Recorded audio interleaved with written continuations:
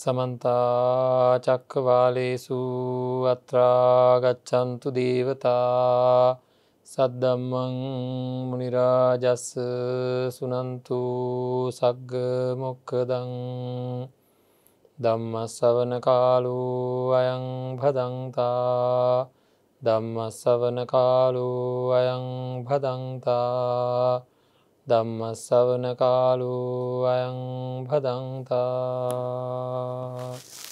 නමෝ තස්ස භගවතු අරහතු සම්මා සම්බුද්දස්ස නමෝ තස්ස භගවතු අරහතු සම්මා සම්බුද්දස්ස නමෝ තස්ස භගවතු අරහතු සම්මා සම්බුද්දස්ස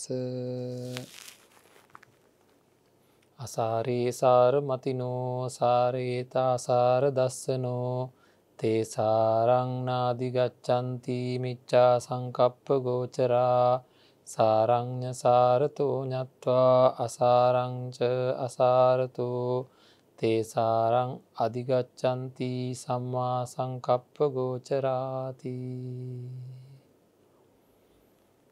සම්මා සම්බුදු සරණයි පින්වන්ත හැම දිනාටම සද්ධා බුද්ධ සම්පන්න පින්වත්නි හැමෝම සූදානම් වෙලා ඉන්නේ සම්මා සම්බුදුරජාණන් වහන්සේ දේශනා කරපු ධර්මයට අනුව අපේ ජීවිතය සකස් කරගන්නවා කියන අරමුණෙන් ඒ වගේම මේ ජීවිතය සකස් කරගෙන සසර ජීවිතය සූපත් කරගෙන උතුම් නිවනින් සැනසෙනවා කියන අදහසින් තමයි හැම දෙනාම ධර්ම ශ්‍රවණය සඳහා සූදානම් වෙලා ඉන්නේ. හැමෝම කල්පනාවට ගන්න ඕනේ මේ ලැබිච්ච ජීවිතයට යහපතක් සිද්ධ කරගන්නට නම් හැම දෙනාම ඊ타ත්ම ප්‍රබලව තමන්ගේ චිත්තසංතානය සකස් කරගන්න ඕනේ. කළ යුතු දේවල් කරමින් නොකළ යුතු දේවල් නොකරමින්. සිතිය යුතු දේවල් සිතමින් නොසිතිය යුතු දේවල් නොසිතමින් කිය යුතු දේවල් කියමින් නොකිය යුතු දේවල් නොකියමින් මේ හැම දෙයකටම මූලික වෙන්නේ සිත. ඉතින් ඒක හින්දා මේ වෙලාවේදී අපි ඉන්නේ තීරණාත්මක මොහොතක හැමෝම ඉන්නේ මරණයට බොහොම ආසන්න තත්ත්වයක. ඉතින් අපි දන්නවා හුඟක් අයට තමන්ගේ ප්‍රිය අයගෙන් සම්පූර්ණයෙන් වෙන්වෙන්ට සිද්ධ වෙලා තියෙනවා. සමහර වෙලාවට තමන්ගේ අම්මගෙන් තාත්තගෙන් සහෝදරයින්ගෙන් ඥාතීන්ගෙන් නොඒකුත් ආකාරයේ ව්‍යසනකාරී සිදුවීම් වලට මුණ දෙන්න සිද්ධ වෙලා තියෙනවා. ඒ ඔක්කොගෙන්ම වෙන්වීම බොහෝම දුකක් මේ හිටියා මේ ඔක්කෝම නැති වෙලා යන ස්වරූපයක් තියෙනවා. හිතනවට වැඩිය දරුණු තත්ත්වයකට අපි පත්වමින් ඉන්නවා දිනකට 200කට ආසන්න පිරිසක් මේ වෙනකොට මිය යමින් ඉන්නවා. ඉතින් අපි හැමෝම බලන්න ඕනේ මේ වගේ වෙලාවක මම හැමදාම මතක් කරන්නේ ඊළඟ භවය ගැනත්. මොකද මේක අපිට කොයි වෙලාවෙ නවත්ත ගන්න පුළුවන් වේද නැද්ද කියලා දන්නේ නැහැ. ඒකද ඊළඟ භවය ගැනත් මේ ජීවිතයේදී විය හැකි හැම හානියක්ම අඩු කරගන්න තමයි උත්සාහ කරන්න ඕනේ. අධික පීඩනයකින් යම් ගැටලුවක් වෙලාවක පින්වත්නි ජීවත් වෙනවාට වඩා පීඩනය නැති කරගෙන ජීවත් වීම ඊටාම හොඳයි. පීඩනයකින් ජීවත් වෙනවා කියලා කියන්නේ අපරාධේ. ප්‍රශ්නේ හින්දාත් ගැටලුවක්. ඒ පීඩනය හින්දාත් අන්තිමට තවත් ගැටලුවක්. මොකක් හරි දෙයක් හින්දා ලොකු පීඩිත තත්ත්වයකින් ජීවත් වෙනවා කියලා කියන්නේ ඉතින් මේ පීඩනය හින්දා ලොකු ගැටලුවක්.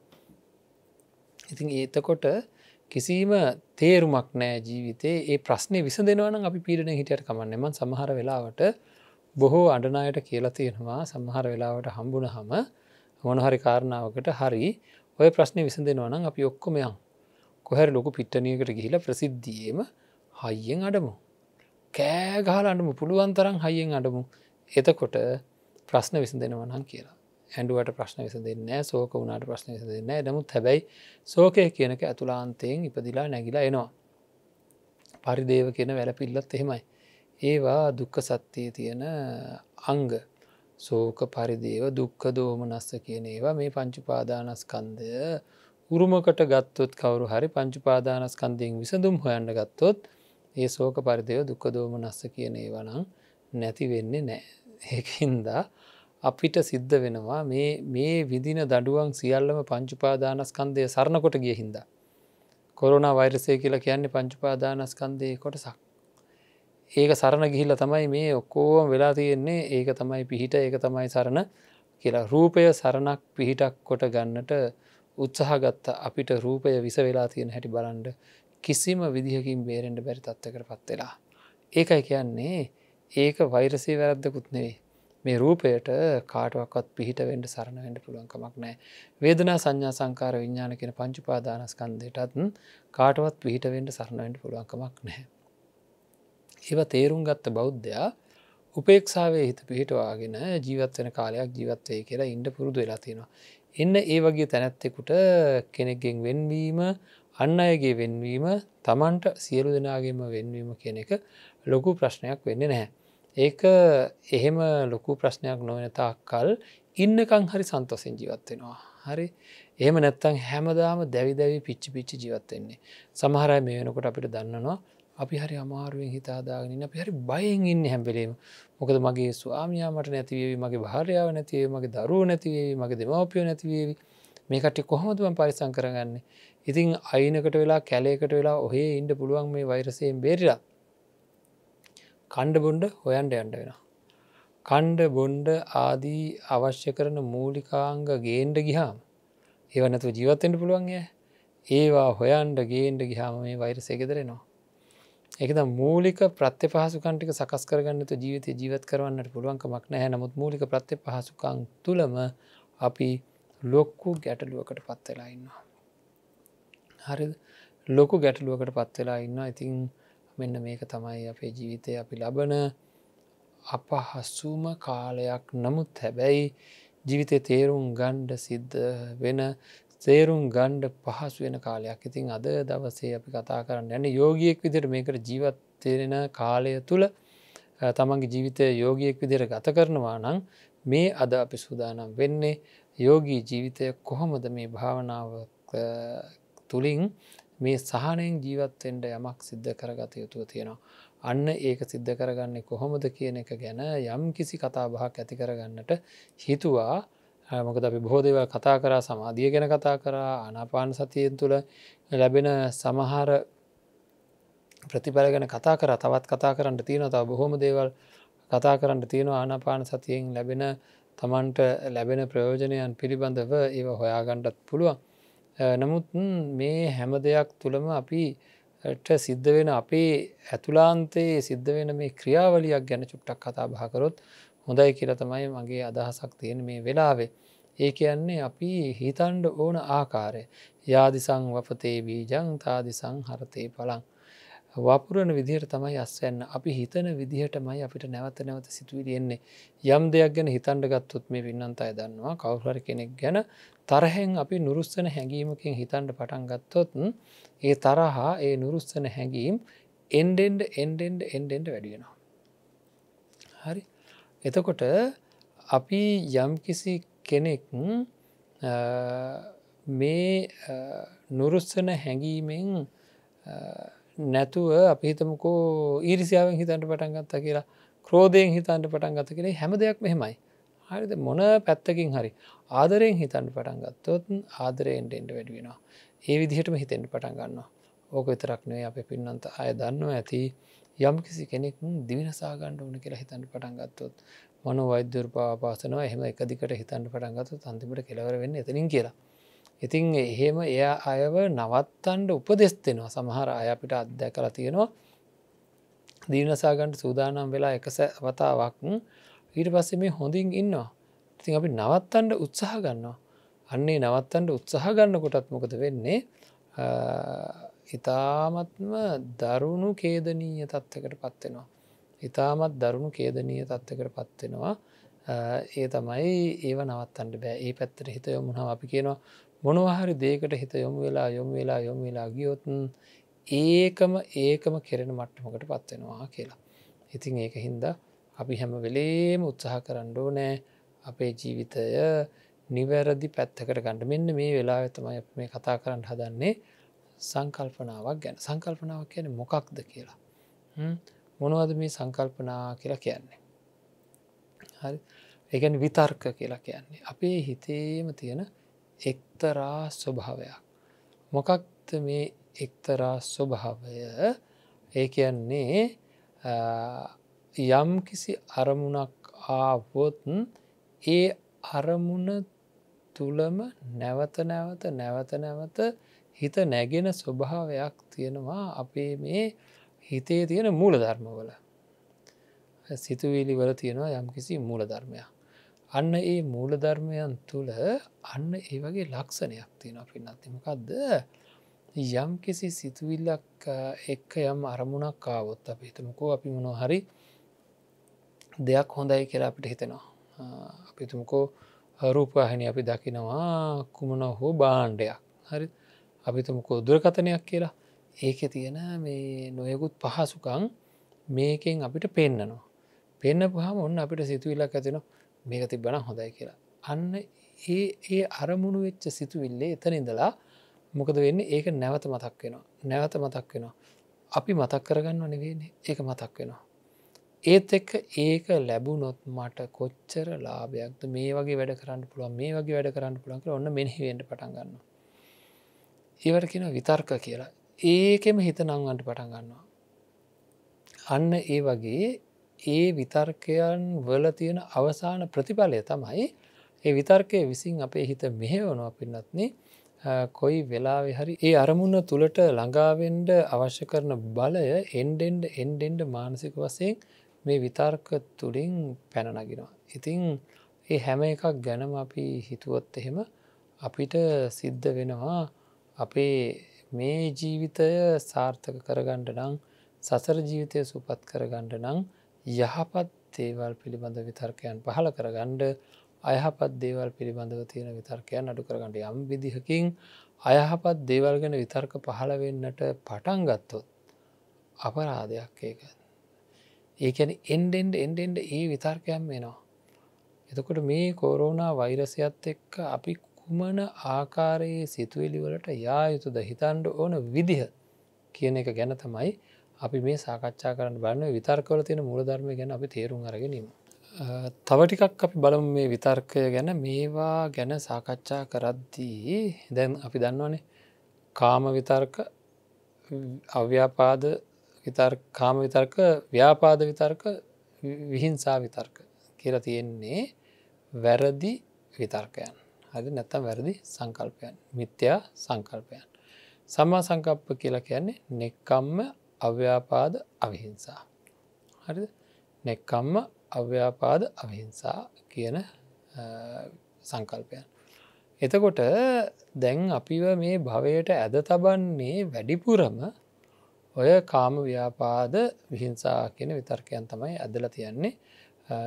අපිට නිවන් දකින්නත් බැරි වෙන්න සහනෙකුත් නැති වෙන්න. ඉතින් අපි නොයේකුත් නරක දේවල් සිද්ධ වෙන්නෙත් මේ දේවල් හින්දාමයි පින්නත්නි. මේවා ගැන හරියට අපි දැනගත්තොත් දවසින් දවස වැරදි සිතුවිලි වැරදි පැත්තට ජීවිතය අත්දැකීම් අරන් බලන්න මොනවා හරි දෙයක් ගැන අනවශ්‍ය පැත්තකට හිතන්න පටන් ගත්තොත් ඒකම හිතලා අන්තිමට වැදගත් දේවල් පවා මේ හරියට නිකන් නොවැදගත් දේවල් වගේ පේන්න පටන් ගන්නවා.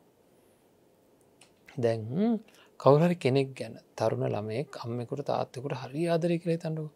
ගොඩාක් ආදරෙන් ඒ කට්ටිය මහා ගුණවන්තව හිතාම හොඳට තමන්ගේ ජීවිතයට උදව් උපකාර කරලා තියෙනවා කියලා ගොඩාක් ආදරයෙන් ඉන්න කෙනෙක් ගැන පවා හිතලා බලන්න සමහර වෙලාවට බාහිර පුද්ගලයන් ගැන කෙනෙක් එක්කෝ මොනවා හරි දෙයක් ගැන බාහිර පුද්ගලයෙක් ගැන හිතන්න පටන් ගත්තොත් ඊට පස්සේ මොකද වෙන්නේ? සමහර වෙලාවට අම්මා තාත්තව රුස්සන්න නැති ගානට එනවා. ඒ මොකද එක දෙයක් ගැනම හිතලා ඒ පැත්තටම නැඹුරු වෙලා යන ගතියක් තියෙනවා. ඒක මේ හිතේ හැටි වපුරන විදිහට තමයි අස්වැන්න කියන්නේ. ඒක හරිම සාපයක් පින්නත් මේ කාතකින් අපිට මොනවා හරි දෙයක් ගැන හිතෙන්න පටන් ගත්තාම ඒ පැත්තට මේ හිත ඇදීලා යනවා. ඒකම තමයි ඊට පස්සේ බලන්න ස්වාමියා භාර්යාව ගැන චුට්ටක් හිතන්න.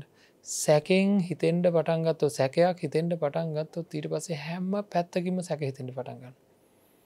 අපේ හිතෙන් අපිට ගැලවෙන්න බැරුව එවැනි සැකයක් ඇති වුණාම කෙනෙකුට කවුරු හරි ගැන කාර්යාලය කෙනෙක් ගැන කියලා හිතන්නකු සමාජයේ ඉන්න කෙනෙක් ගැන හිතල බලන්ඩ ඒ හැම්ම පැත්තකින්ම අති විශාල වූ කරදරකාරී තත්වකට මුණ පාන්ට සිද්ධ වෙනවා. අති විශාල වූ කරදරකාරී තත්වකට මුණ පාන්ට සිද්ධ වෙනවා කියලා කියන්නේ මොහොතකට හිතන්ඩ. හරි කොච්චර ගැටලුවක්ද ඒක කියලා ඒ කියන්නේ පීඩිතව නැවත නැවතර සැකෙන්ම හිත අන්තිමට මේ ලොකු ප්‍රශ්නයක් ඇති කරගන්න. බයෙන් හිතන්ට පටන් ගත්ත කියලා හිතන්ඩුව. දැන් ඔය සමහර වෙලාවට සමහර ස්ථාන පිළිබඳව ඔය මේ සමහර අය සමහර පුද්ගලයන් පිළිබඳව සමහට අත්භූත දෙවල් ගැන පවා බයෙන් හිතන්ට පටන්ගන්න දැන් මෙතන හොල්මනක් ඉදී දැන් මෙතන මෙහෙම වෙයි මෙතන හොල්මං ඉන්නවා කියලා ආරංචියක් තියෙනවා කියක එහෙම ඒ විදිර හිතන්ඩ ගත්තොත් මොකද වෙන්නේ ගහක අත්තක් කෙල්ලුනත් බයනවා. හරිද ඕන තරන් සාධක හම්බෙනය කට්ටියට. ඒ මේ හිතේ තියෙන මේ අනවශ්‍ය පැත්තට යොමුණොත් ඒ පැත්තටම ඇදිලා යන ගතිය මම ඒකයි කියන්න එක සාපයක් කියලා. සැබෑවටම ඒක විකාරයක්. හරි අපේ හිතේ තියෙන අවනඩුවක් ඒක. කියන්න වචන නැති තරම්ම තියෙන අවාසනාවන්ත තත්ත්වයක් අපිට ලැබිලා තියෙන අපේ පින්නත්න හැබැයි ඒක වාසනාව තත්ත්වකට පත් කරගණ්ඩ පුළුවන්කම තියෙනවා. අවාසනාවන්ත තත්ත්වය කියලා ගැන ඒ නරක පැත්තට හිතලා ඒ නරක සිතුවිලි ප්‍රබල වෙච්ච පුද්ගලයට හොඳ කියලා දෙන්න බෑ. දැනෙන්නේ පුදුමාකාර පීඩිත තත්ත්වයකින් මේ ලෝකයේ තියෙන දේවල් සමහර දේවල් අවශ්‍යයි කියලා වෙලාවකට සමහරයට හිතෙන්ට පටන්ගන්නවා පුදුම පීඩනයක් සහිතව. ඒ රිදෙනකොට දැවෙනකොට ඇතුලාන්ත දැවිල්ල පිච්චිල්ල හිතන්ඩ බැරි තරම්ම වේදනාකාරී. ඉතින් ඒ වේදනාව විඳින්ට සමහරයට බෑ ප්‍රියයන්ගෙන් වෙන්වීම වැනි වේදනා හින්ද තමයි අර මට මේ අය නැතුවනම් ඉදල වැඩන්න ජීවිතය බලන්ඩ පැවිදිවෙන්න පුළුවන්. වනගත වෙන්න පුළුවන්. මහා වටින දේකට මේ ජීවිතය යොමු කරන්න පුළුවන්. තුර අනිත් අය කියන මොන මෝඩ කෙනෙක්ද මේ මෙච්චර වටන ජීවිතය මෙච්චර බවබෝක සම්පත්තිප ජීවිතයක් සමහරලාට නසාගෙන තියෙන මේ මොකාක් හරි තේරුවන් නැති දෙයක් හින්දා. ඉතින් අනිත් අය කියන්න එහෙම නමුත් ඒ මානසිකත්වයට පත් වනාට පස්සේ ඒක හරි කියලයට හිතෙන්නේ. අන්න ඒකයි මේක තියෙන භයානකම හොඳ නරක ඔක්කෝම අමතක වෙලා ඔය වගේ එක්තරා සැඩ පහරකට අහුුණා වගේ අකුසලයක් දිගේ අන්ඩ පුළුවන්කමක් තියෙනවා මේ විතර්කයට. ඒක තමයි අවාසනාවන්තකම ඒක තමයි අවනඩුව කියලා මං කියන්නේ. හැබැයි ඒ වගේම පැත්තක් තියෙන. ඒ තමයි අනි පැත්තරත් ඒ වගේමයි. නෙක්කම්ම අව්‍යාපාද අවිහිංසා විතර්කයන් තමන් තුළ පහළවෙන්ට පටන්ගත්තුවත් ඒකෙත් අරමුණ නංවනවා.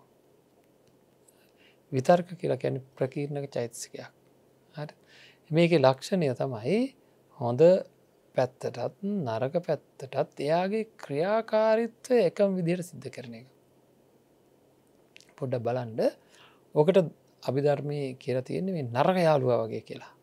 නරක යාළුව කියලා කියන්නේ මොකක්ද යාළුකම තියාගණ්ඩ ඕන හින්දා හොඳක් කරන වෙලා වෙත්තේ අනුමත කරන හැම්වෙලේ ඉතින් අනුමතයි ඒකැන් හරි හරි මංගේකට දව කරන්න එක කරම එක කරම. හැබැයි නරකක් කරන වෙලාවෙත් හිත නරක් වේ කියලා හරි මොකද කරන්නේ ඒ පැත්තටම කියන ඔව් ඒක හොඳයි කියලා එයා යාළුවට නරකක් වුණත් අරයට ප්‍රශ්නයක් නෑ. ඒවගේ තමයි නරක යාළුවා වගේ තමයි මේ කියන මේ ප්‍රකීර්ණක චෛතසික මේ විතර්කය. ඉතින් කොයි පැත්තට වැඩ කරයි දන්න එකක නරක පැත්තට වැඩ කරොත් ඕන ඇති පැත්තට වැඩකරොත් තමන්ට පීඩාකාරී සිතුවිලි ඇතිවෙන අතරේ දැන්ව විහිංසා පැත්තට වැඩ කරන කරන කාටර හිංසා කරන්න ඕන් මං වමනසට ගහන්ඩෝන මං බනින්ඩෝන් එහෙම හිතන්ඩ පටන්ගණ්ඩ මොකද වෙන්න. එයාව ලොකු ගැටලුවකට පත්වෙන ගහන කම්ම ඉන්ඩ බැරි තත්වකට පත්වෙනවා. හරි අවිහිංසා පැත්ත හිතන්ට පටන්ගත හැත්තෙමයි කෙනෙකුට පහරත් දුන්නාම කොච්චර රිදෙනවාද කෙනෙකුට බැන්නාම කොච්චර රිදෙනවාද අනේ මංහින්ද තව කෙනෙකුට රිදවන්නට ඕන නැහැ. අන්න ඒ විදිහට හිතන්ට පටන්ගත්තුත් කෙනෙකුට අවිහිංසාකාරය සිතුවිලි පහළ වෙනවා. ඉතින් මේ හිංසාකාරී සිතුවිලි සහ අවිහිංසාකාරී සිතුවිලි පහළ වෙන්න ගත්තාම අර කාට හරි ගහන්න බනින්න ඕන කියලා හිතුනොත් ඒක වෙනකම්ම යනවා වගේ ඒ වගේම තමයි අනිත් පැත්තත්. එතකොට අපි දැනගන්න ඕනේ මේක මෙහෙම වුණොත් මේකේ ප්‍රතිඵලය දරුණුයි. ඒ කියන්නේ මං කවුරු හරි ගැන හිංසාකාරී විදිහට හිතන්න පටන් ගත්තොත් ගහන්න බනින්න ඕනේ මම බලා ගන්නම්කෝ කියලා තරහෙන් හිතන්න පටන් ගත්තොත් ඒක වර්ධනය වෙලා ගහන බනින මට්ටමටම යනවා පින්නත්නේ. ඒක මහා ගැටලුවක්. හරිද? ගහන බනින මට්ටමටම යනවා. ඒක මහා ගැටලුවක්. ඒක අපි තේරුම් ගන්න ඕනේ. හොඳටම තේරුම් ගන්න ඕනේ ඒ ගැටලුවේ තියෙන තරම. ඉතින් මේ ඒක අපිට අදාළ නැතුව මේ හිතේ මේ මානසිකාරයේ සිද්ධ වෙන සිද්ධියක්. මේක මං කරන එකක් නෙවෙයි. යම් කිසි කෙනෙක් යම් කිසි වාහනයකට ආසාවක් ඇති වෙලා අපි හිතමු ඒ ජාතිය වාහනයක් ගන්න ඕන කියලා හිතනවා කියලා ඒකමයි මතක් වෙන්න පටන් ගන්න. ඒක කොච්චර අරමුණ නංවනවද කියනවා නම් පාරක තොටක යද්දිත් වැඩිපුර පේන්නේ ඒ ජාතියම වාහන. හරියට නිකන් වෙනදට කවදාක්වත් දැක්කේ නෑ. දැන් ගොඩාක් දකින්න පටන් ගන්නවා. වෙනදට දකින්නවා ඒ කියන්නේ දකින්න නැතුව නෙවෙයි. වෙනදට ඒවා දැක්කට ඒවා අරමුණු වෙන්නෙත් නෑ. අරමුණු වුණත් ඒවා ප්‍රබලව ඒ ගැන හිත යෙදවෙන්නේ නැහැ. දැක්කත් අරමුණු වෙන්නේ නැති තරමටම. ඉතින් එහෙම තිබ්බ එක දැන් එහෙම නෙවෙයි. දකිනකොට ඒක අරමුණු වෙන්නේ අන්න ඒ විතර්ක චෛතසිකයාගේ ස්වභාවය කුමන හෝ ආකාරයකින් නැවත ඒ අරමුණෙහි නංවන ස්වභාවයක් තියෙන. කුමන හෝ ආකාරයකින් නැවත ඒ අරමුණේ නංවන ස්වරූපයක් මේ විතර්කයේ තියෙනවා. ඉතින් ඒක දැනගත්ත නුවණ තියෙන මිනිස්සු මොකද කරන්නේ? හිංසාකාරී බව, තරහා, කාම විතර්ක වැනි දේවල් වලට එහෙම නැగి උඩට එන්න දෙන්නේ නැහැ. නෙක්ඛම්ම අව්‍යාපාද අවිහිංසා කියන විතර්ක වලට නැగి උඩට එන්න දෙනවා. ඒ විදිහට තමයි සකස් කරගන්නේ. ඒ විදිහට තමයි ඒ ඇත්තෝ ඒවා සකස් කරගන්නේ. ඉතින් ඔතන තමයි අපි හරියට තේරුම් ගන්න ඕනේ. හොඳටම තේරුම් ගන්න ඕන තැන එතන. ඒක තේරුම් ගත්තට පස්සේ යම් කිසි පීඩාකාරී සිතුවිල්ලක් එනවා නම් තමන් දැනගන්නවා මං හිතන විදිහ අනුව තමයි මේ පීඩාව මට වැඩි වෙලා තියෙන්නේ. හැම වෙලේම හිතන්න පුරුදු වෙන්න ඕනේ ලෝභ, දේශ, මෝහ අඩු වෙන ආකාරයට. අලෝභ, අද්වේෂ, අමෝහ වැඩි වෙන ආකාරයට. ඒක හරියට නිකන් අර කරුවල තැනකට එළිය වැටෙනවා වගේ. කරුවල තැනකට එළිය වැටෙනකොට එකවර සිද්ධි දෙකක් සිද්ධ වෙනවා. එකක් තමයි අඳුර නැතිවීම. අනිත් එක තමයි ආලෝකය ඇතිවීම. ලෝභ, දේශ, මෝහ නැති වෙනවා කියලා කියන්නේ අලෝභ, අදේශ, අමෝහ ඇති වෙනවා කියන එකමයි. එතකොට දැන් අපි හැරෙමු බලන්න මේ ව්‍යසනකාරී තත්ත්වයේදී කොයි වගේ සිතුවිලි වලටද යන්න ඕනේ කියලා. පින්වත්නි, සමහර විට කෙනෙක් ටිකක් බය සහිත වෙන්න පටන් ගන්නවා. මගේ ජීවිතය හදිස්සියම නැති වෙයි කියලා. ඒකත් එක්ක හුඟක් වෙලාවට පීඩන එන්නේ තමන් ළඟ ඉන්න අය ගැන. තමන්ගේ ළඟින්ම ඉන්න අයට අසාධාරණයක් වෙයි. නැත්තම් ලොකු අකටයුත්තක් වෙයි. එතකොට ඒ කට්ටියට කර කියා ගන්න දෙයක් නැති වෙයි, අසරණ වෙයි. අන්න ඒ වගේ හිතන්න පටන් ගන්නවා. දැන් මම දන්න ඔන්න එක පුද්ගලයෙක් හිටියා. දැන් එයා මේ වගේ විතර්ක ඇති කරගන්නවා. ඒ තැනැත්තාගේ මේ ඔන්න මිත්‍රයෙකුට දරුණු ලෙඩක් හැදෙනවා. හරි. ඊට පස්සේ මොකද වෙන්නේ? වකුගඩු පිළිබඳව ප්‍රශ්නයක් ඇවිල්ලා කකුල් ඉදිමිලා අන්තිමට මේ මිත්‍රයා මියදෙනවා.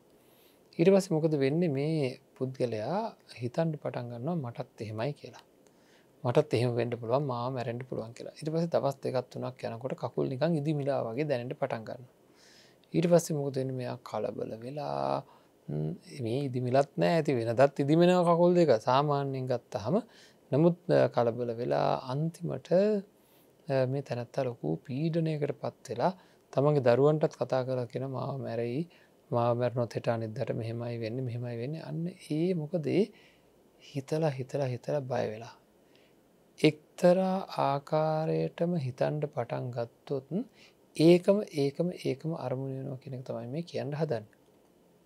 එතකොට දැන් මේ තියෙන තත්ත්වයන් යටතේ පින්නත්නේ හුඟක් අය බය වෙනවා මේ මට මේ ලෙඩේ හැදෙයි හැදුනොත් මැරෙයි කියලා පීඩිත තත්වකින් ඉන්න හරිම භයානක සිතුවිලි තියාගන්න මට මැරෙන්න්න බෑ මටනම් මැරෙන්ට බෑ කියලා. හරි එතකොට දැන් ඔය අපි දන්නුවන් එන්නත් කරනයට ලක්වෙච්ච අයත් මැරෙනවා කියලා ආරංචින තුර දැන් තවත් බයවෙනවා එන්නතත් අරගෙන තියෙන්නේ තවත් බයවෙනවා. ඉතින් හිතන්ට පටන් ගන්න ඊට පස්සේ මොකද වෙන්නේ මැරෙන්ඩ ගිහාම් මොකද වෙන්නේ ඒවා ගැන අර බොහොම ජීවිතය ගැන ලෝභයක් ඇතිවෙන ආකාරයටම හිතන්ට පටන් ගන්න. එතකොට මොකද වෙන්නේ එහෙම හිතන්ට පටන් ගත්තාම ඒකම හිතෙනකොට එන්ඩෙන්ඩ බය වැඩිෙන. එන්ඩෙන්ඩ බය වැඩියෙන්ට වැඩක් කරන්න හිතෙන්නේ. හරි ඊට පස්සේ හුඟා කලාට සාරීරික වසයෙන් නොයෙකුත් ලෙඩ රෝග ඇතිවෙන්ට පටන් ගන්නවා. හුඟක් වෙලාවට ඔය මානසික පීඩනයත් එක්ක එන්නේ අර ගැස්ටයිටික්ස් වගේ කියන තත්ත්වයන් උදා වෙනවා. ඒවා හොඳරම දන්න පපුවරදීගෙන ඇවිල්ලා බඩ දාලා කණ්ඩ බැරුව යන ඒවා ඕවා මේ කොරෝනා රෝගයක්ත් එක්ක හරීම ගැටලුකාරී තත්ත්වයන් නැතිවෙන ඒවා විදිහටයි වෛද්‍යවරු සඳහන් කරන්නේ. ඒහෙද මේ අසහනකාරී මෙනෙහි කිරීම් ආවොත් තමන්ට එතනදී ඒකෙන් අයින්වෙන්ඩ පුහුණු කරන්න ඕනෑ. හරි ඒකෙන් අයින්වෙන්ඩ පුහුණු කරන්න ඕනෑ නැත්තම් මේ එක දිගට මේ සිතුවිලි ඇවිල තමන් බයවෙලා ලොකු ගැටලුවක් ඇතිවෙනවා. ඒ තැන්වලද අර හිතේ තියෙන විශ්වාසයත් හරි වැදගත්. හිතේ විශ්වාසය ඇති වෙන හුඟා කලට ගොඩක් පින් දහන් කරගත් අයට සමහරය ගොඩක් පින් දහන් කරගත්තා ඉන්න නමුත් හුඟක් ඒවා මෙනෙහි කරන්න. බොහෝ පින්කරගත්ත කට්ටිය තමන්ට විශ්වාසයෙන් මෙනෙහි කරන මට විශ්වාසයි මං ගැන. මට මගේ ගැන විශ්වාසයක් තියෙන මොකද මම මේ වගේ භාවිත කාය භාවිත සීල භාවිත චිත්ත භාවිත ප්‍රඥා කියන ගුණාන්ගයන් වර්ධනය කරගත්ත කෙනෙක් ඒකින්ද මට කර්මාණු රූපව සිද්ධවෙන්ට තියෙන ඉඩකඩ ගොඩා කඩුයි කියන එක ගැන හොඳර මෙනෙහි කරන්න ඕන. එම මෙනෙහි කරපු හාම අර ඇතිවෙන බය හුඟක් දුරට නැතිවෙලා යන එක හරි වැදගත් ඇත්තටම. අපි හිතුමකෝ ඇත්තටමත් මැරෙන්ඩයි තියෙන්නේ කියලා මැරණකං එතකොට නිදහසේ ඉන්ඩ පුළුවන්කම තියෙන මැරණකං අප නිදහසේ ඉන්ඩ කොමරි කරලා. අර දුකෙන් ඉදර දැමට මෙහ කියන්නක අවුරුද්දක් පීඩනයෙන් බයෙන් දුකෙන් ඉදලා යම් කිසි කෙනෙක් මැරෙනවා. හරිද එහෙම හිටියත් මැරෙනවා එහෙම නොහිටියත් මැරෙනවා. එහෙම හිටියත් මැරෙනවා මැරෙන්ඩ තියෙන කෙනෙක් නම් හැබැයි එහෙම නැතුව සන්තෝසයෙන් ඉතියා කියලා කියන්න ඒත් මැරෙනවා නම් ඉතින් සන්තෝසයෙන් ඉතලා මැරණ එක හොඳයින. ඒහින්ද ඔය වැරදි සිතුවිල්ලට ඉඩ දෙන්න එපා. ඒවා වලක්ව ගණ්ඩ පුළුවන්. ඒවා එද්දි ඒ විතර්කයන් එද්දි ඊට ප්‍රතිවරුද්ධ විතර්කයක් උපදවා ගණ්ඩ හැම්වලේම දක්ෂවෙන්ඩ ඕන. හරි මේ රෝගේම මට මේ වගේ මරණයක් සිද්ධුන දැන් අවසාන ප්‍රතිඵලය මරණයනේ මරණයක් සිද්ධ වුණොත් මට මේ වගේ දේවල් මේ මගේ ළඟ ඉන්න අයට මගේ ආදරණීයයන්ට නිවසේ අයට ඒ අයට මොකද වෙන්නේ කියලා අපිට කෙනෙකුට ගොඩාක් ලොකු බරපත්තල බයක් උපදින්න පුළුවන්. දැන් ඒ බය ඉපදුන හම එය කරන්න ඕනමකක්ද හානිය අවම කරගන්න වැඩ කටයුතු කරන්න ඕන ඔමන් පරිස්සංවෙන්ට ඕන එකක්. අත මේ කට්ටියත් පරිසං කරන්න ඕන ඒකත් එකක්. ඊළඟට ටිකක් දූරදර්ශීව හිතන්ඩ ඕනේ. මම මේ ඉන්න කාලේ මැරුණොත් යම් කිසි පිරිසකට ලොකු පාඩුවක් වෙනවා. තව අවුරුදු 5කින් මම මේ ප්‍රශ්න ගොඩාක් විසඳගෙන මැරුණොත් ඒ ප්‍රශ්න විසඳගන්න කාලය වෙනකොට මේ ඉන්න කණ්ඩායම් වගේම වෙනත් කණ්ඩායමක් මාත් එක්ක එකතු වෙලා හුඟක් වෙලාවට. එතකොට ඒ කට්ටියට පාඩුවක් සිද්ධ වෙනවා. හරිද? ඒ වගේ දිගින් දිගට අපි බැලුවොත් එහෙම අපිට තේරෙනවා පින්නත්නේ හැමදාම කාට හරි අසාධාරණ සිද්ධ වෙනවා මගේ මරණයේදී.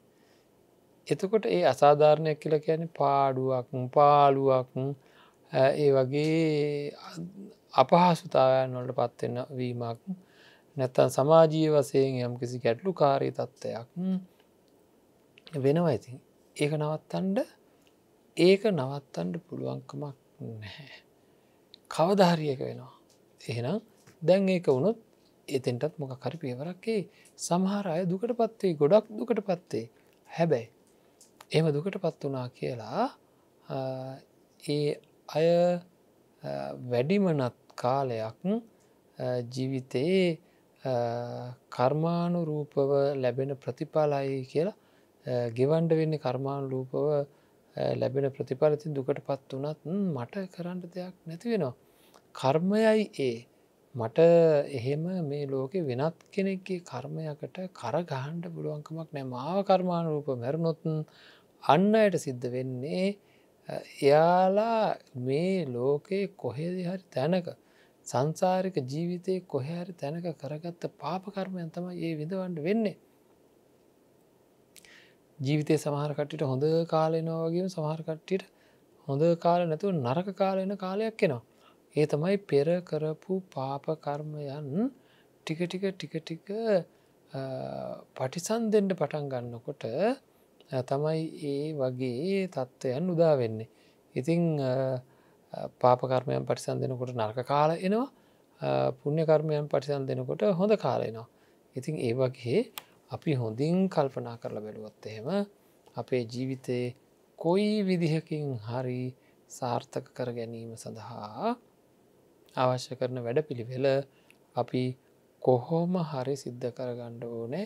ඒ මෙනෙහි කිරීම එක දෙෙන කර්මය ගැන මෙනෙහි කරපුහාම තමන්ගේ ළඟින් ඉන්න අයට හරි මට පුළුවන් උපරිමේ මම අන්තිම මොහොත දක්වා සිද්ධ කරලා තියෙනවා සිද්ධ කරනවා එචරයි. මට අයිතියක් කියල දෙයක් මේ කිසිවකුගේ නෑ මේ අය මගේ ළඟට ආරාධනයකින් ආවෙනෑ. දරුව ගැන එහෙම හිතන්නේ මගේ ළඟට ආරාධනයකින් ආවෙනෑ. ඉති මගේ ආසන්නයේ මගේ ළඟ මේ අය හැදුනා නං එකන්නේ මට දාව ඉපදුනා නං ඉති මගේ ආරාධනයකින්වේ ඒක එක්තරා සිද්ධියක් විතරයි මට කළ හැකි සියලු යුතුකන්ටික සිද්ධ කරනවා මිසක්කා ඊට එහා දෙයක් මට කරන්න දෙන්න ඇති මට කරන්න පුළුවන් හැටියට ම මේ දෙවල් කරනවා තියෙනවා කියලා හිත සකස් කරගණ්ඩ ඕනේ. ඉතින් ඒවට සූදානම් වෙන්ඩ ඕන එහෙම මෙනෙහි කරන්න ඕන කවදා හිටියත් මේ මරණය සිද්ධ වෙනවා මේකට මූුණ දෙන්ඩ මේ දිනවල මම සූදානම් වෙලා ඉන්ඩෝන කියලා සූදානමක් ඇති කරගණ්ඩ ඕන. එහෙම මෙනෙහි කරපුහාම සැහැල්ලුවක් හිතර දැන මොකද මේ අනිවාරයෙන් මේක වේවී කියලා මේක නවත්ත ගණඩ මොන නවත්ත ගණඩ මොන කියලා හිතුවත්තම පීඩනයක් එන්නේ.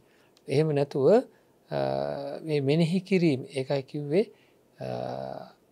ඒ විතර්කයන් නිවැරදි පැත්තට ගණ්ඩුවන මරණ සතිය එහෙම වඩනවා කියලා කියන්නේ හොඳ විතර්කයන් මේක කොහොමත් මේ මොහොතත් මරණයක් වගේ මේ මොහොත නැවත එන්නේ නෑ පින්නත්න්නේ හැමෝටම අපි මොන දේවල් බලාපොරත්තුනත් මේ මොහොතේ අපි යමක් කියනොද ඒ අතීතයට ගියාය ඒකත් එක්ක ඒවා හේතු වෙලා යම් යම් අයගේ හිත්වල නැවත සිතුවිලි හටගන්නවා මිසක්කා මේ මොහොත නැවත එන්න නෑ මේ මොහොත පැහැදිලිවම අතීතයට ගිය මැරිලා යන මොහොතක්.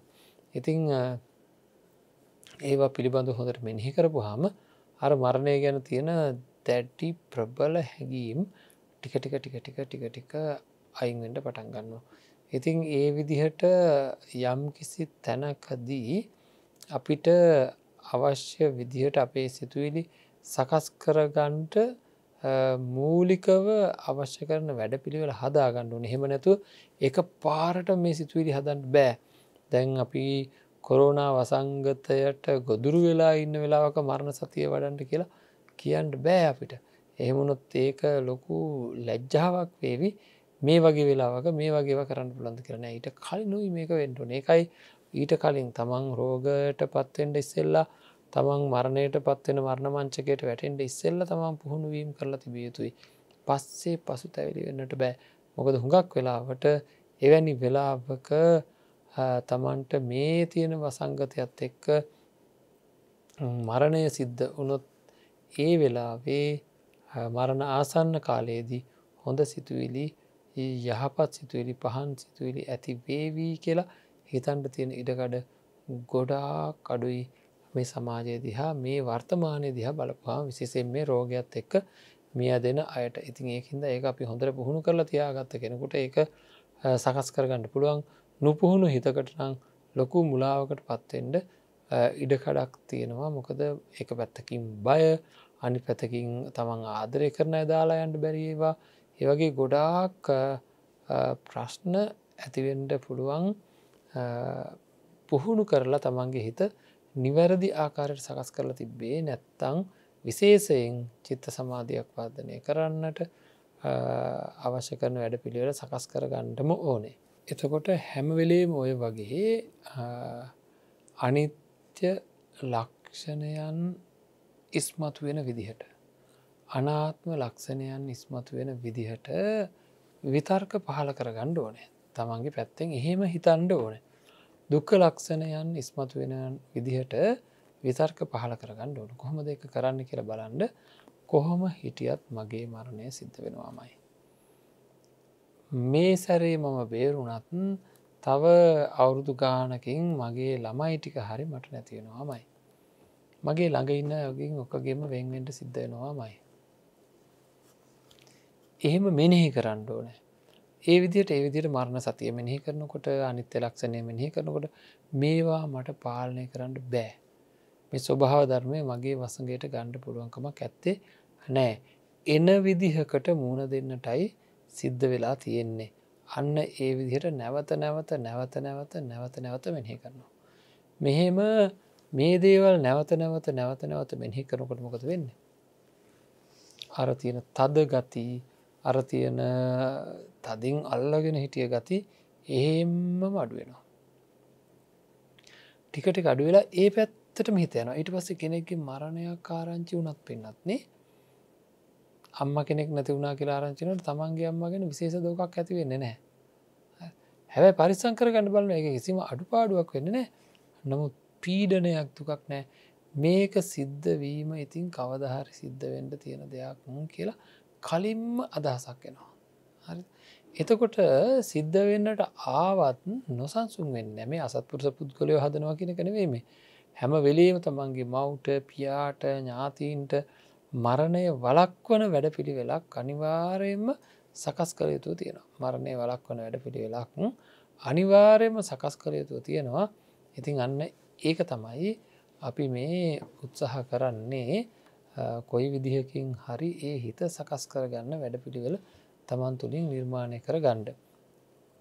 එතකොට ඒ විදිර මෙනෙහි කිරීම හැබලේ මතකතියාගණ්ඩ මෙනෙහි කරන ආකාරයට තමයි සිතුවිලි උපදින්නේ. ඒක තමයි මේ සංකල්පවල ලක්ෂණය. එතකොට ම මේ මරණය පීඩාකාරය විදිහට මෙනෙහිකරොත් මට පීඩාකාර සිතුවිලි උපදිනවා. මරණය ගැන උපේක්ෂා සහගතව මෙනෙහි කරන්න පටන් ගත්තොත් උපේක්ෂා සහගත සිතුවිලි උපදිනවා. මරණය ගැන ලොකු ගැටීම් සහගතව මෙනෙහි කරන්න පටන් ගත්තොත් ඒ වගේ සිතුවිලි පහළ වෙනවා. ඉතින් හැම දෙයක්ම අනාගතයේදී ආසන්න අනාගතයේදී මට ඕන නං යහපත් සිතුවිලි එක්ක ජීවත්තෙන්ට වර්තමානයේ මෙනෙහි කරන ආකාරය වෙනස් කර ගණ්ඩෝ නෑ සකස් කර ගණ්ඩෝ නෑ මේ විදිහට මෙනිකරොත් මේ විදිහට වෙනවා මේ විදිහට මෙනිකරොත් මේ විදිහට වෙනවා මේ විදිරකරොත් මේ විදිර වෙනවා කියලා තමන් දැනගෙන කටයුතු කරන්න අන්න එක තමයි ධර්මය තුළින් ලබාගන්න පෝෂණය කියලා කියන්නේ. ඉතිං ඔය මෙනෙහි කිරීම එක එන්න මොකක් දැන් අපි කතා කර මේ ජීවිතය කියලා කියන්නේ ධර්මානුකූල නොවන ජීවිතයට ඇත්තර වටිනාකමක් නෑ පින්නත්න්නේ. එතකොට ධර්මානුකූල නොවන ජීවිතය මොකක්ද කරන්න හදන්න හැම වෙලේම රූප ශබ්ද ගන්ධ රස ස්පර්ශ ධම්ම කියන දේවල් ඇත්ති තරං හොයනවා. ඒක තමයි කියන්නේ නිසාරු දේ සරුවසයෙන් ගන්නවා කියලා. නිසරු දේ සරුවසයෙන් ගත්ත කෙනෙකුට වැරදි සංකල්පොට ගොදුරුවෙන්ඩ හේතු වෙනවා. එතකොට එයා වැරදි ඉතා වැරදි සංකල්ප ඇති කර ගනිමින් සමාජයේ කටයුතු කරනවා. ඒ වගේම තමයි යම්කිසි කෙනෙකුට සරුදේ සරුවසයෙන් වටින දේ ගොඩක් වටින දේවල් මොනවද කියලා ඒ අයගේට සාපේක්ෂවයි තීරණය වෙන නමුත් ඒ වුණට ධර්මය මනුස්ස ජීවිතය වගේ දේවල්ල තියෙන වටිනාකං වැන මෙනෙහි කරපු අයට හැම වෙලේම වගේ ඒ වටිනාකම් පිළිබඳව සිහි වෙන්න පටන් ගන්නවා. ඉතින් එහෙම අපි හැම වෙලේම යහපත් සිතුවිලි ඇතිවෙන විදිහට මෙනෙහි කිරීම කරන්න ඕන. අන්න ඒ මෙනෙහි කිරීම කරපුහම අවසානයේදී තමන්ට කිට්ටු වෙනකොට තමන්ට තේරෙනකොට මගේ මරණය කිට්ටුවේගෙන යන්නේ මට අහවල් අසනීප තත්ත්වයන් තියෙනවා කියලා මේ කොවිඩ් වසංගතය පැත්තක තිබ්බාවේ අර වගේ දෙයක් වෙනකොට පවා එයාට මේ දේවල් හොඳින් ඉස්මතු වෙලා එනවා පුහුණු කරපු දේවල්.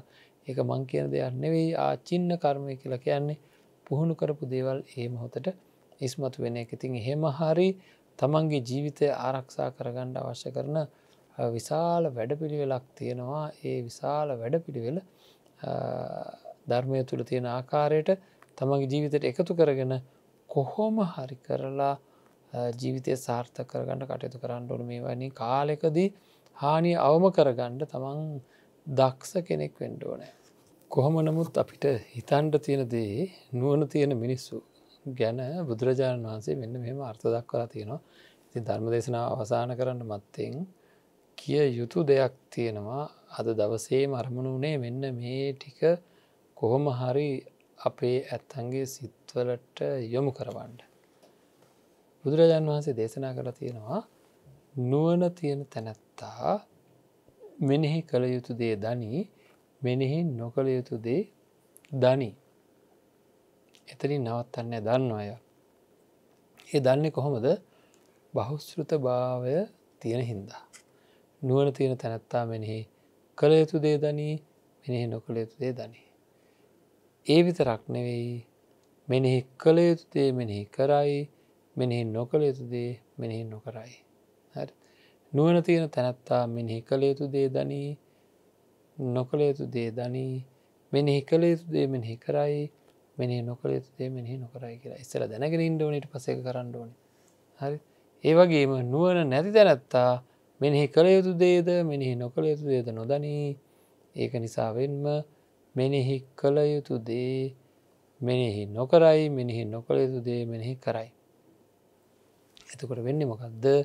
වැරදි සංකල්පනා තමන්ගේ හිත තුළින් නැවත සකස් වෙලා එන එක. හරිද? ඒකින්ද මෙනෙහි කළ යුතු දේ මෙනෙහි කළ යුතු වෙනවා. හරි. අපි හැම වෙලේම මෙනෙහි කළ යුතු දේ දැනගෙන ඉන්නත් වෙනවා. මෙනෙහි කළ යුතු දේ දැනගෙන ඒ මෙනෙහි කළ යුතු දේ මෙනෙහි කරන්නට වෙනවා. මෙනෙහි කළ යුතු දේ දැනගෙන මෙනෙහි කළ යුතු දේ මෙනෙහි කරන්න වෙනවා. ඉතින් අන්න ඒක තමයි ජීවිතයක අපිට තියෙන අභියෝගය. අපිට තිබිය යුතු තේරුම් ගත යුතු ඉතාම ප්‍රබල අභියෝගය. ඔන්න ඔතන තමයි තියෙන්නේ. දැනගෙන නුවණ තියෙන මිනිසෙක් විදිහට දැනගෙන ජීවත් වෙන්න ඕනේ. වෙන්නේ මොකද්ද කියලා. කොහේ වෙන්නේද? ලෝකේ වෙන දේ නෙවෙයි. තමන්ගේ මේ මානසිකාරය තුළ වෙන්නේ මොකක්ද? එතකොට මෙනෙහි කළ යුතු දේ මොනවද? මෙනෙහි නොකළ යුතු දේ මොනවද කියලා ධර්මය තුලින් හොයා ගන්නවා. ධර්මය තුලින් හොයාගෙන ඒවා කරනවා. කර අත්දකිනවා. මෙන්න බලන්න වෙන දේ කියලා. මෙනෙහි කළ යුතු දේ මෙනෙහි කරොත් මෙන්න මෙහෙම වෙනවා. මෙනෙහි නොකළ යුතු දේ මෙනෙහි කරොත් මෙන්න මෙහෙම වෙනවා. මෙනෙහි නොකළ යුතු දේ මෙනෙහි කරොත්, මෙනෙහි කළ යුතු දේ මෙනෙහි නොකරවොත් තමන්ගේ හිත ඇදිලා යන අන්නේ අවාසනාවන්ත තත්ත්වය ගැන තමන්ට තේරෙන්න ඕන. ඒකින්දම ඒවා තේරෙනකොටම මොකද වෙන්නේ? හරි මෙනෙහි කිරීම වලට යනවා. හරි. ඉතින් ඒ වගේ නුවණ තියෙන තැනැත්තෙක් විදිහට බුදුරජාණන් වහන්සේ දේශනා කරපු ධර්මය අපේ ජීවිතය තුළින් අවබෝධ කරගන්නට හැකියාව තියෙන කෙනෙක් විදිහට ඇයි මේ නිකරුණේ කාලය ගත කරන්නේ කියලා දැඩි අධිෂ්ඨානයක් ඇති කරගන්න ඕන හැමෝම. මගේ කාලය මම ගත කරනවා ප්‍රමාණවත්ද ධර්මය අවබෝධ කර ගැනීම සඳහා කියලා. ඒකට පුංචි කාලසටහනක් වැනි දෙයක් හරි තියාගෙන ඒ වෙලාවට කළ යුතු සත්‍ය වශයෙන්ම කළ යුතු දේවල් තියෙනවා. ඒ දේවල් කරන්න ඕන මෙනෙහි කිරීම එක්ක ඒ කළ යුතු දේවල් තියෙනවා. ඒ කළ යුතු දේවල් කරන්නට හැමෝම උත්සාහ කරන්න. තමන්ගෙන් වෙන්න ඕන යුතුයකම් ඉෂ්ට සිද්ධ කරන්න ඕනේ. ඉතින් ඒක ඔක්කොම තියෙද්දිත් අපි මෙනෙහි කරන ආකාරය දැනගෙන නියම ආකාරයට තත්ත්වාකාරයට මෙනෙහි කරොත් අපිට හැකියාව ලැබෙවි ජීවිතය ජය ගන්න. එහෙම නැති වුණොත් ලොකු පීඩිත තත්ත්වයකින් ජීවත් වෙලා මහා විනාශයක් ඇති කරගන්න පුළුවන්කම තියෙනවා. කොහොම කොයි ආකාරයක මොන දේ වුණත් මේ ජීවිතයේ ඒ හැම දෙයකටම මුහුණ දෙන්නට අපි ශක්තිමත් වෙන්න ඕනේ. ඒකටයි අපි ධර්මය ශ්‍රවණය කරේ. ඒකටයි අපි ධර්මය ගවේෂණය කරේ. දන්න දවසේ ඉඳන් තිසරණ සරණාගමනය සිද්ධ කරගත්තේ ඒකටයි. ඒකින්ද බොහොම ප්‍රවේශම් වෙලා කටයුතු කරන්නට හැමෝම වග බලා ගන්න ඕනේ. මේ සඳහා හැමෝටම ශක්තිය, ධෛර්යය, වීරය, අධිෂ්ඨානය, වාසනාව, ප්‍රඥාව ලැබේවා කියලා අපි ප්‍රාර්ථනා කරනවා. හැම දිනාටම සම්මා සම්බුදු සරණයි. ආකාසට්ටා චුම්මට්ටා දේවා නාග මහිද්దికා පුඤ්ඤන්තං අනුමෝදිත්වා චිරං රක්ඛන්තු ශාසනං චිරං රක්ඛන්තු දේශනං චිරං රක්ඛන්තු මං පරන්ති. හොඳයි පින්වත්නි, අද දවසේ මේ ධර්ම දේශනාව තමන්ගේ නිවසේ ඉඳලා ශ්‍රවණය කරන්නට මේ හැම දිනාටම අවස්ථාව ලැබෙන්නේ ජයමග රූපවාහිනී කාර්ය මණ්ඩලයේ අපේ පින්වන්ත දරුවන්ගේ සත්ක්‍රියාවන් වගේම කල්‍යාණ මිත්‍ර දායකත්වය ලබා දෙන පින්වන්ත පිරිසගේ පැතිබර දායකත්වය නිසාවෙන්.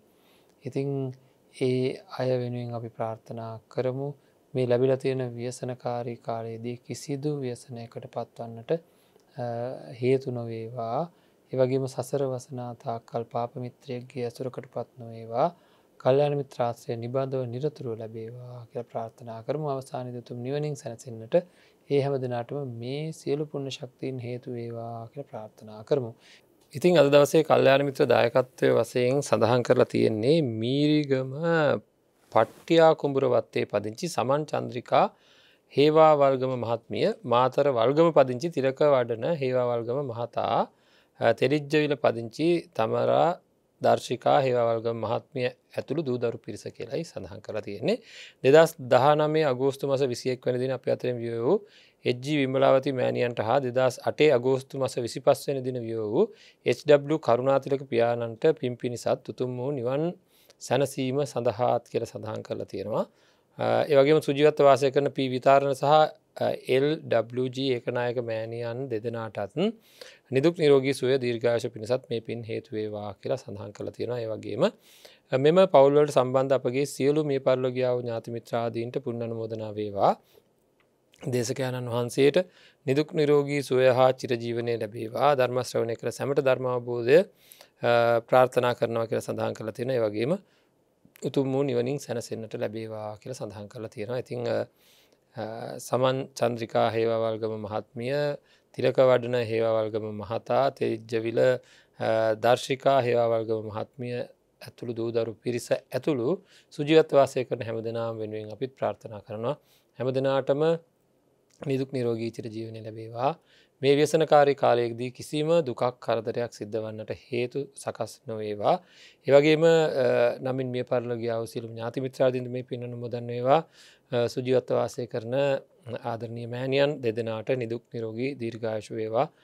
ඒ පවුල් වල හැමදෙනාටමත් උතුම් යහපත සිද්ධ වේවා කියලා ප්‍රාර්ථනා කරනවා. හැමදෙනාටම අවසාන වශයෙන් උතුම් නිවනින් සැනසෙන්නට මේ ධර්ම දානමය පුණ්‍ය කර්මය හේතුවක්ම වේවා කියලා ප්‍රාර්ථනා කරනවා. හැමදෙනාටම සම්මා සම්බුදු සරණයි.